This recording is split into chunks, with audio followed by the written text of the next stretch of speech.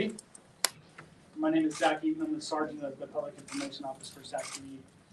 Today, Chief Lester is going to be providing a brief statement, prepared statement. She's going to be joined by Mayor Darrell Steinberg and elected officials as well as community leaders from the city. Will be available. The PIO's office will be available for questions after. The chief is going to be giving a brief statement, like I said. And with that, I would like to invite her up to the stage when she makes it, and she'll be giving a brief statement. All right.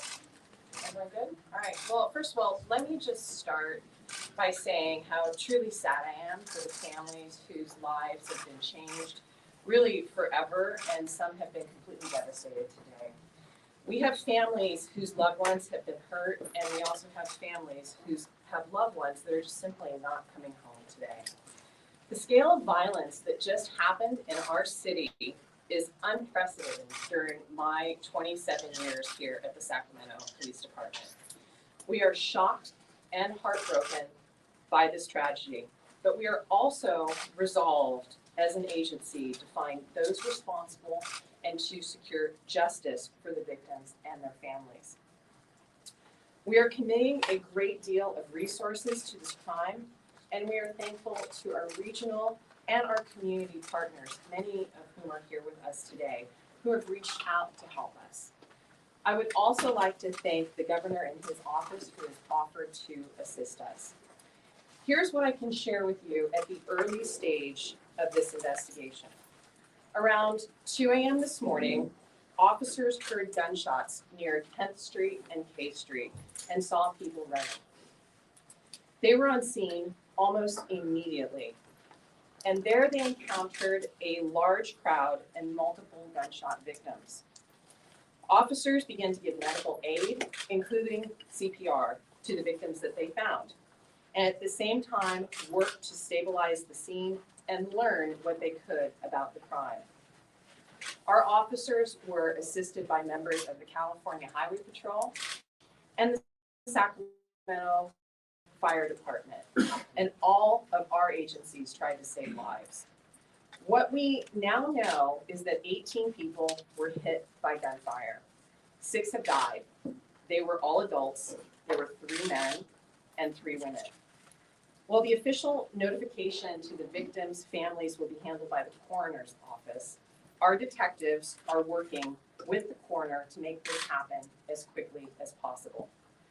12 others were also shot and wounded, and they are being treated at area hospitals.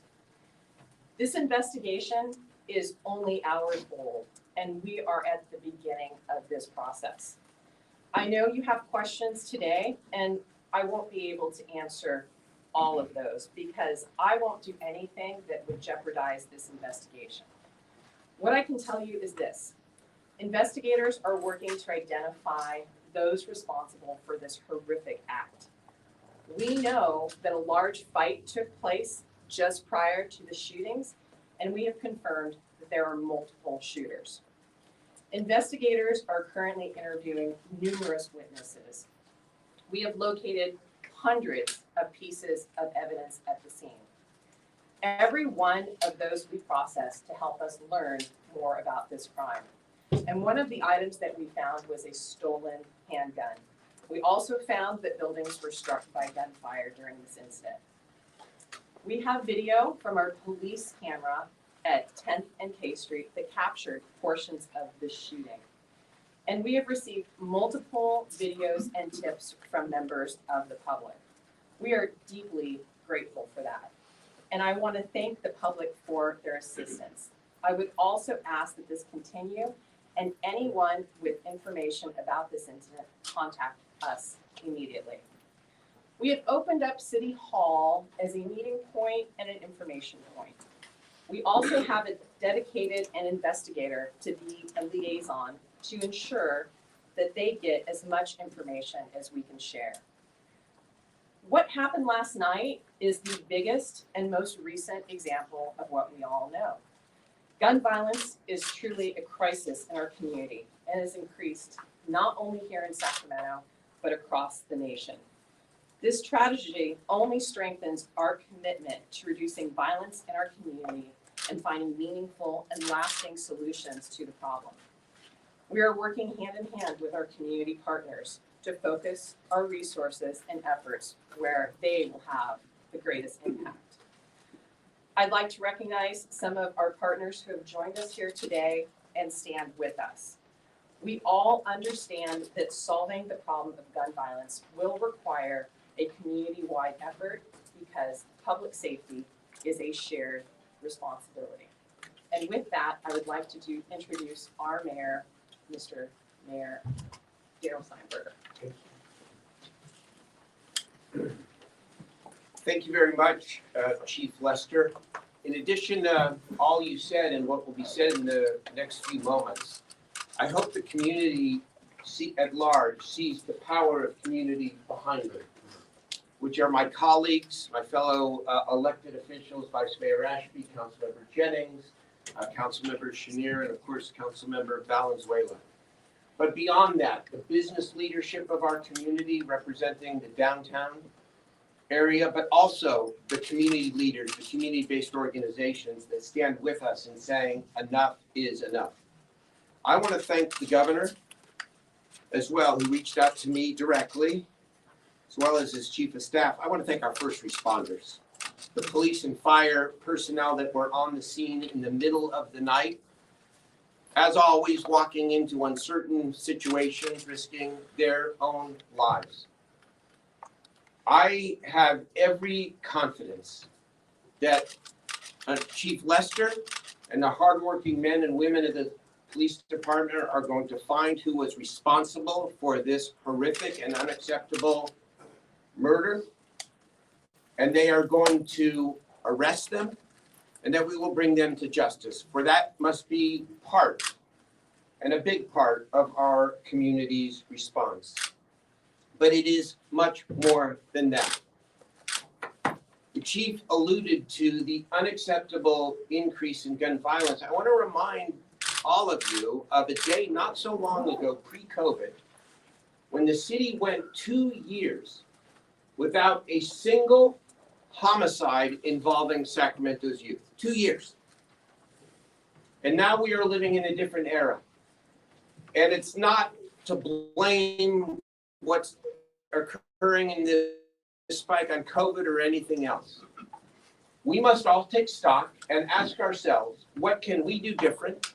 What can we do better to not ensure this will never happen again, because that's impossible, but to do everything we can to minimize the chance that we will stand here like this on a Sunday afternoon, mourning the deaths of innocent people and mourning their families. Well, here are a couple of quick thoughts. As we have changed the trajectory of our city to invest more in young people and more in gang intervention and more in youth violence, we need to continue to do so and in fact elevate those investments. The summer is coming. The summer is coming. And we now have an opportunity to do everything we can to build on what we're already doing to help save lives. And then there is the issue of guns. And of course, this is not a Sacramento issue. It's a national issue. No surprise that any city would be hit with this kind of terrible event. But here is what I know. It is beyond time to have a sane conversation about guns in America. We have a sickness. It's a sickness in our country. It's a sickness in our culture. Can't we agree that on one side of the line, firearms for hunting, for sport, even for self-defense is okay? And on the other hand, ghost guns, these guns that can be remade by parts that allow the firing of multiple rounds at a time, are absolutely unacceptable in our community and in our country. That's what has to happen here. And this sickness will be cured someday in this country, or we will destroy ourselves in this country, as we do in too many communities, on too many occasions, over too many years. We mourn the victims. We grieve for their families. But as I said this morning, thoughts and prayers are not enough. It's not enough. That's too easy, and it will be too easy to mourn for a week and then move on. We can't do that. In our city, we will take stock, and we will do everything we can on the investment side, on the public safety side, on the gun side, to protect the public. And finally, I know Michael Ald and others are here from the downtown. I want to repeat what I said this morning. I understand the apprehension of people who look at this and say, oh my God, is the downtown safe? Well, guess what? 3 major concerts this week. Incredible amount of happiness and celebration. The food scene is booming. It takes forever to get a reservation, eat at a downtown restaurant. Let us not forget that this is a downtown and a central city that we want to continue to build and to grow. We're just getting back our legs and our momentum. And I want to encourage people to come down, for a game, come down for a concert, come down to eat. Don't stay out till 2 in the morning, but come on down. We will stand with each other, we'll protect each other, and we will stand with our chief here as she and the department goes all out to make sure that the perpetrators are brought to justice. Councilmember Katie Bellins, please. Good afternoon. Thank you for being here today. As I mentioned this morning, we are heartbroken, but we are strong. And Sacramento will get past this, and we will figure out a path forward. And that is in no small part due to the heroic actions of our first responders, as the chief and mayor said, who ran towards the gunfire to help people, to try to save lives, to respond to this crisis, who are out there now and have been out there all night searching for evidence to bring the perpetrators of this horrendous crime to justice. But I also do have to recognize these community leaders behind me, a lot of whom don't get paid to do this. Because when I got the call at 2:30 in the morning, the next call I had was actually with Barry Asius from Voice of Youth to figure out what was going on and how they could help. The 2:30 in the morning, he got out of his bed and drove down, and a lot of the folks standing behind me got out of their beds and they drove down to see how they could help the police, how they could help the community. And we can't do what we're doing today without them and their relationships and their expertise. So we are heartbroken. I said this morning that I've been in office for less than 16 months. This is by far not the first call I've gotten like this. I hope it's the last. I hope we can learn from this and take this seriously. I hope we can take our advocacy, as the mayor said, I will go wherever I need to, if it's to DC, if it's to the state capitol, whatever we need to do to not just get the resources we need to prevent these crises from happening and negatively impacting so many communities. As shocked as we are by the scale of this incident in downtown, we can't forget North and South Sacramento. We can't forget what's been happening there for years and years. We have a lot of work to do as a city to ensure we're addressing violence at its root. And that means addressing the social and economic conditions that are leading to these crises occurring in the first place. So we are ready for the long haul. We are ready for whatever this takes. And I'm just so proud of our city team, and I'm so proud of the community standing behind me here for how we've responded to this crisis. And we will not stop until we see justice, but we will not stop then either. Because justice means that this doesn't happen again, and that we don't have another horrible tragedy on our streets, and that we're able to go out and just enjoy the restaurants and do the fun things that our city has to offer. So, thank you, and I believe I'm turning it back over to the chief for any questions. Oh, no, sorry, Zach. Thank you. Okay, thank you. At this time, the chief and as well as Mayor Steinberg and Councilmember Valenzuela are going to take a few questions. Please answer or ask your questions in an orderly fashion, please, one at a time. I know everybody has a lot of questions. So with that, I'll take your question first. This is for Chief Lester. You mentioned that a police camera downtown caught moments of the gunfire. Can you elaborate on any potential suspects or suspects? We don't have that information to share right now, but like I said, that we are in the preliminary stages of this investigation, and our PIOs will certainly be available as that information becomes available. We will share it. And then just a quick follow-up question. Our reporter in the field says victims' bodies are still on the ground downtown. Is there a reason for that? It's almost 12 hours later. This is a really complex and complicated scene, and there is a process, and what we want to do is make sure that this investigation is completed thoroughly and accurately, because we do want to see the perpetrators of this crime brought to justice. Chief, you mentioned multiple shooters. Is it safe to say they were all a part of the same sort of party, or are we talking about different groups that all had handguns, had their own conflicts, or whatever it was that they were getting into? And also in the downtown area, does that mean that there's multiple scenes that are being processed where shootings occur?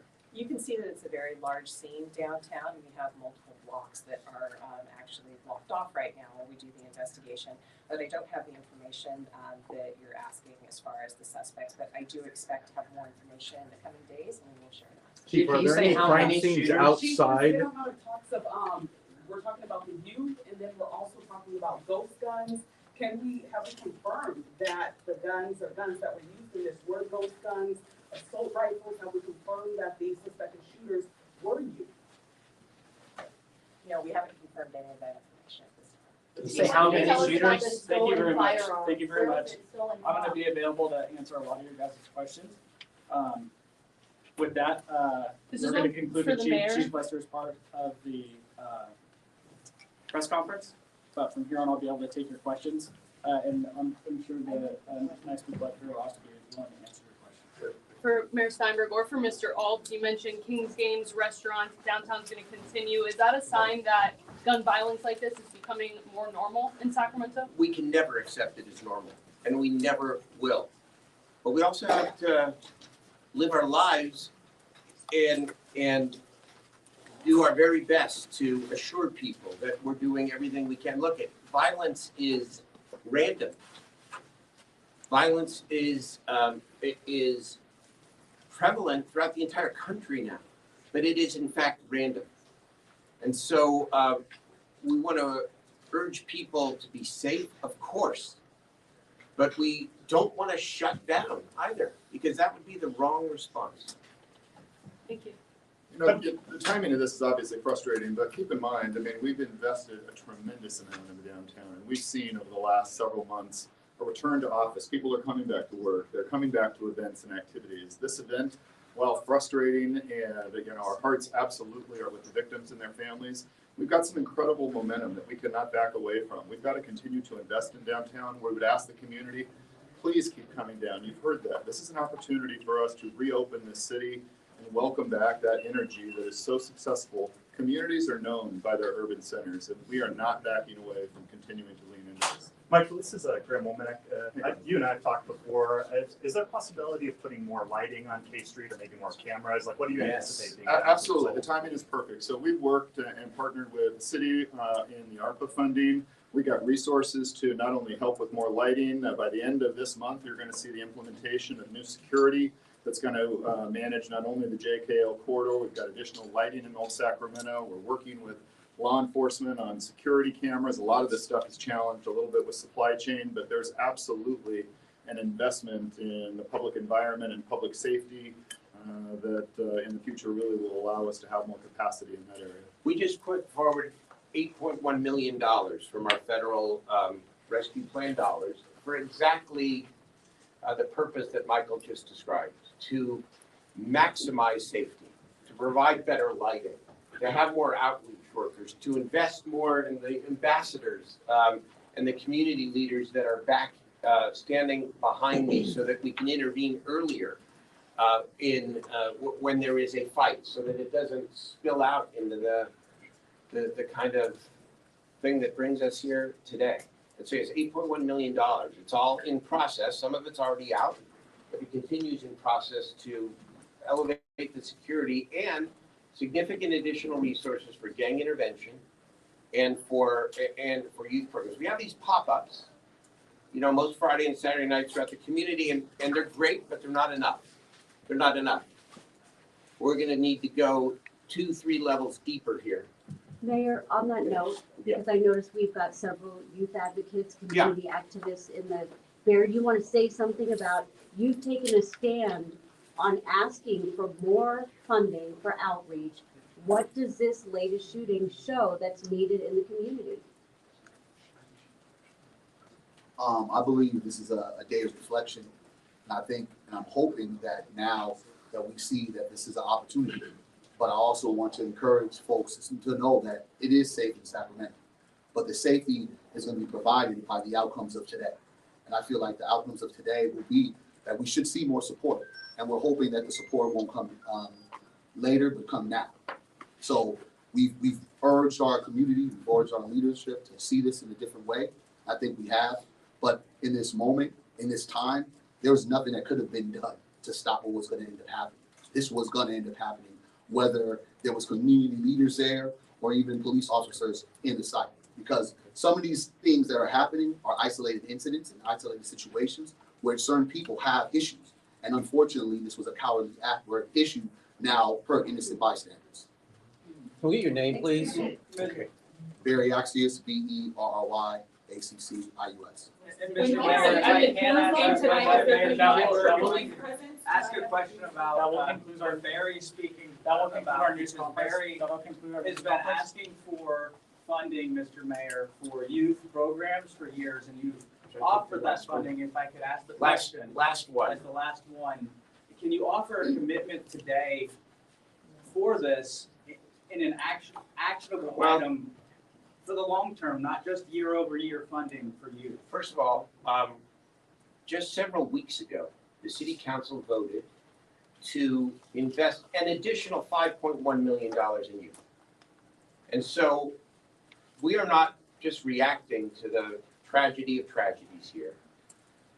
While we've got a long way to go, we are in real time trying to change the trajectory of this city to expand what we consider to be core city priorities. Public safety is always first, has to be, as is evident here. But public safety, as my colleague Councilmember Chenier has said often and brought forward a resolution, is about more than just men and women in uniform. It's about investing in young people, $5.1 million. Are we going to continue to move that trajectory in that direction when it comes to investing in youth? You better believe it. We have to, and we will. Is there Okay. any more information on the Okay. non-recovered I want to thank everybody for scene? coming today. The PIOs will be around after this if you have any specific questions.